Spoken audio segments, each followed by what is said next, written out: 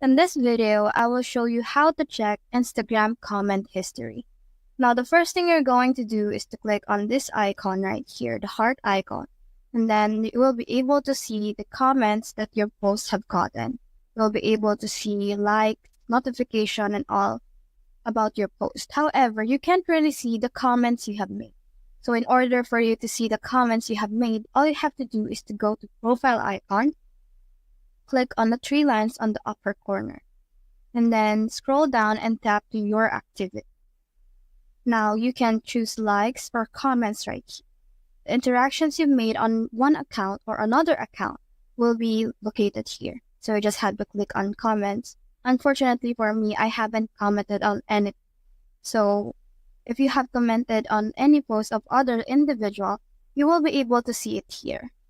Also, you can see likes as well that you have made in the past. So that's it.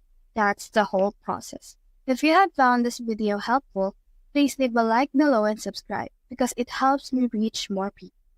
See you soon!